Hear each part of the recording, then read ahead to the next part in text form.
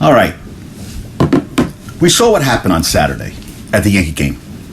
Tim Anderson, he had said that he calls himself the new Jackie Robinson. He's bringing fun back to baseball. I'm still trying to wrap my head around what fun and baseball was to Jackie Robinson, who the first baseball player to integrate baseball, had dealt with numerous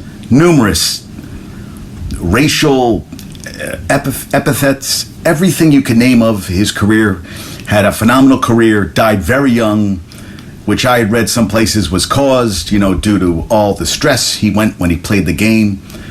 Was the guy they picked because there were other better players than him, but they felt he had the best, what's the word I'm going to look for, the best temperament to be able to withstand all the racism he was going to deal with playing the game. And he's not, and Anderson was not trying to compare himself now to what Jackie Robinson went through, and of course he couldn't. But he got all upset because Josh Donaldson said they joked about it, and he was calling him Jackie. Josh Donaldson, I know I read about him growing up.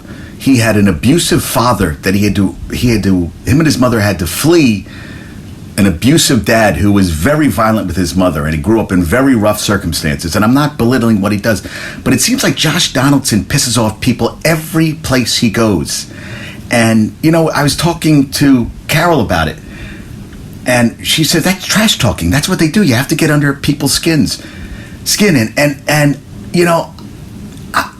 people saying it was a racist remark and all this stuff. And I was like, really? Would I use racist? Jackie Robinson was one of the greatest ball players that ever integrated the game. You called yourself Jackie Robinson. Players look for edges any way they can, and he was calling him Jackie. And maybe his saying that they joked about it a couple of years ago, and Tim Anderson's, I'm not going to stand for that stuff. And yesterday he shushed the crowd, and I was like, great, dude. I'm glad you shushed the crowd and everything. But are baseball players kind of wimpy?